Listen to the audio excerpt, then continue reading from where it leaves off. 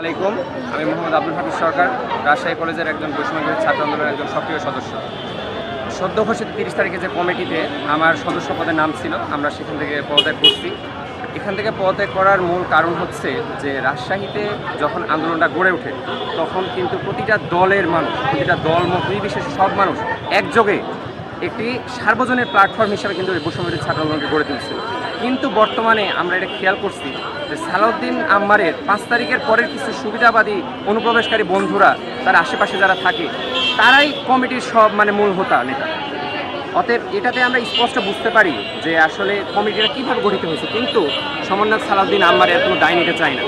সালাউদ্দিন আম্মার কি জানে যে রাজশাহী আন্দোলনের পরিচালক কারা ছিল?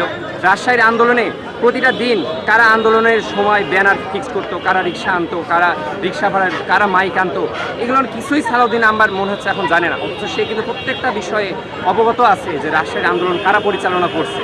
তো সালাউদ্দিন আম্মার সেই স্টক হোল্ডারদের মাইনাস করে সে এককভাবে তার খেয়াল খুশি মতো সে কমিটি ঘোষণা করবে, এটা তো আমরা হইতে দিব না। আমরা স্পষ্ট বার্তা সালাউদ্দিন আম্মারকে বলে দিতে, সালাউদ্দিন তুমি কিন্তু সবই জানো, আমার যেহেতু ক্লাসমেট সালাউদ্দিন সেহেতু আমি তুমি করে বলতেছি, তুমি অনতি বিলম্বে তুমি যে ভুল করছে এটা শেয়ার করো।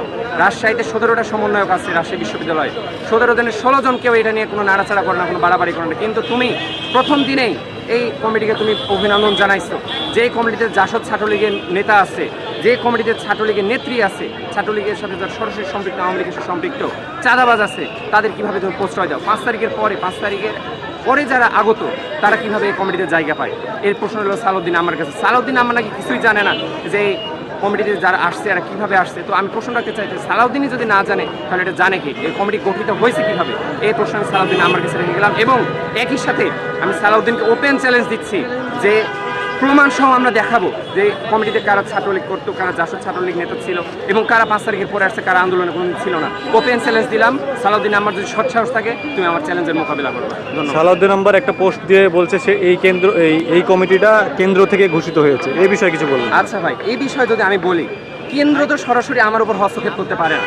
কেন্দ্র কি কখনো সরাসরি আমার উপর হস্তক্ষেপ করতে পারে? কেন্দ্র তো অবশ্যই রুট লেভেল থেকে তথ্যগুলো নিচ্ছে, তথ্যগুলো দিচ্ছে কারা? অবশ্যই সমন্বয়করা দিচ্ছে। এখানে 16টা সমন্বয়কের আমরা কোনো রেসপন্স পাইনি এখনো সালাউদ্দিন আম্মার ছাড়া। অতএব সে যত এটা বলে দায় কাটানোর চেষ্টা করে, এটা কোনো এসবিআর কোনো কথা না। অবশ্যই সালাউদ্দিন আম্মারকে জবাব দিতে হবে। না হলে সালাউদ্দিন আম্মার কি জন্য সবার প্রথমে অভিনন্দন জানালো? এটাই আমার প্রশ্ন।